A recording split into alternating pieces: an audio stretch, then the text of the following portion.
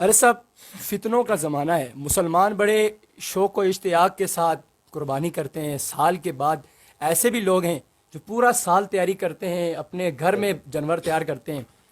کچھ لوگ اس طرح کا سوال بھی کرتے ہیں، اور لبرلزم سیکولرزم کی طرف سے یہ بہت بڑا اعتراض بھی ہے. صحیح. اور وہ کہتے ہیں جی کہ اگر یہ رقم آپ صدقہ کر لیں، آپ کے گھر کے ساتھ ایک بندہ غریب ہے، اس کے گھر میں آٹا کوئی نہیں ہے، اسی طرح کسی فلاحی تنظیم کو دے دیں، لوگوں کو کھانا کھلا دیں. آپ نے وہ پورا دمبا یا پورا جانور آپ نے ذبح کرنا ہے، لاکھوں روپے کا ہے، وہی وہ کسی غریب کو دے دیں. اور اس فتنے کی زد میں تو میں دیکھتا ہوں ہمارے بہت سے جن لوگوں کو علم نہیں ہوتا، جاہل لوگ ہوتے ہیں، علم نہیں ہوتا جن کو، اور ہماری عام عوام بھی جو ویسے تو قربانی کو صحیح سمجھتے ہیں، لیکن پھر بھی وہ بھی کہتے ہیں جی ٹھیک کہہ رہے ہیں، غریب کو دے دینا چاہیے. تو یہ جو قربانی کی رقم ہے کسی غریب کو دے دیں یا صدقہ کر دیں، تو کیا اس حوالے سے کیا شرعی اعتبار سے رہنمائی ہوگی ہماری؟ جی بالکل، آپ نے بالکل اچھا سوال کیا ہے.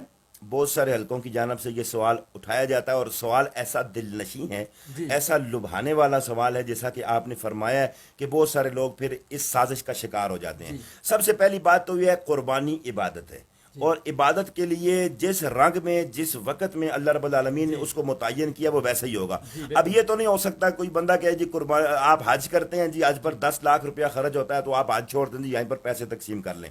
یہ نہیں ہو سکتا. قربانی جس رنگ میں جس حال میں اللہ رب العالمین نے انسان کے ذمہ واجب کی ہے، وہ اسی ضمن میں قربانی کرے گا. جی ام المومنین سیدہ عائشہ صدیقہ رضی اللہ تعالی عنہ روایت فرماتی ہیں، نبی رحمت صلی اللہ تعالی علیہ وآلہ بارک وسلم نے ارشاد فرمایا کہ قربانی والے دن یعنی عید الاضحیٰ کے دن اللہ کے نزدیک بنی آدم کا کوئی عمل بھی جانور کے خون بہانے سے زیادہ پسندیدہ نہیں ہے. یعنی کوئی عمل بھی، ایک شخص ایک جانب اگر کروڑوں روپیہ خرچ کر دیتا ہے تو وہ اس کا کروڑوں کا صدقہ ہے، لیکن ایک جانب اگر 20,000 کا کوئی بکرا لے کے ذبح کرتا ہے تو اللہ کے نزدیک وہ 20,000 کا ذبح ہوا جو بکرا ہے وہ زیادہ پسندیدہ ہے. اور پھر ان حلقوں کی جانب سے قربانی پر ہی اعتراض کیوں ہوتا ہے کہ آپ غرباء کی مدد کر دیں.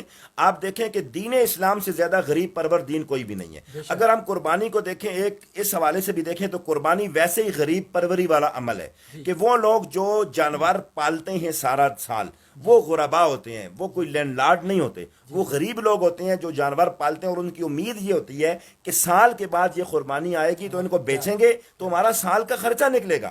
وہ سال کا کچن ان کا ان جانوروں کی وجہ سے ہی چل رہا ہوتا ہے. اور پھر اس میں دیکھیں علامہ صاحب کہ یہ اس کے ساتھ اور کتنے لوگوں کا رزق جو ہے وہ جڑا ہوا ہوتا ہے. وہ چارہ جو خریدتے ہیں، جن لوگوں سے چارے والوں کا رزق اس کے ساتھ جڑا ہوتا ہے، ظاہر ہے وہ غریب لوگ ہوتے ہیں. ٹھیک ہے، پھر وہ بہت سارے جانور منڈی میں لے کے آتے ہیں، لے کے جاتے ہیں، گاڑیوں پہ لوڈ کرتے ہیں، تو ظاہر ہے وہ ڈرائیور وہ گاڑی والے سارے وہ غریب طبقہ ہی ہوتا ہے. پھر اس کو جب ذبح کرتے ہیں تو قصائی لوگ یقیناً غریب طبقہ ہوتا ہے جو ذبح کرتے ہیں، پھر ان کو مزدوری ملتی ہے تو ان کے گھر کا بھی خرچہ چلتا ہے. اور پھر چمڑوں کا کتنا کروڑوں اربوں خربوں کا کاروبار ہوتا ہے، وہ غریب لیتے ہیں پھر آگے بیچتے ہیں، اس سے وہ بھی روزی کماتے ہیں. تو پھر وہ لوگ جنہیں ساری زندگی سارا سال جنہیں گوشت نصیب نہیں ہوتا، ان غریبوں تک بھی یہ گوشت بھی پہنچتا ہے. اس سے زیادہ غریب پروری اور کیا ہوگی؟ اب دیکھیں جتنا غریب کا، یہ اصل میں غریب کا خیال نہیں ہے، یہ پیڑا اور پھکیاں اور ہونے والا مسئلہ ہے. یہاں غریب کا خیال نہیں. اگر غریب کا خیال ہو تو چلو یہ بھی کہہ سکتے ہیں جی یہ آئی فون جو 1.5-2 لاکھ کا یہ نہ رکھیں جی، چھوٹا رکھ لیں، اس کو بیچ کر اس کو غریب پروری کر لیتے ہیں. اب اسلام دیکھیں رمضان کا مہینہ ہے تو اسلام نے فطرانے کی صورت میں غریب پروری کا حکم دیا ہے. ٹھیک ہے، گوشت غریب پروری کا حکم دیا ہے. آپ حج کے موقع پر دیکھیں کوئی غلطی ہو جائے تو دم دیا، دم کس کو دینا جی؟ پھر غرباء کو ہی دینا ہے. تو ہر معاملے پر صدقات اور کفارات کی صورت میں دین اسلام نے ویسے ہی غریب پروری بہت زیادہ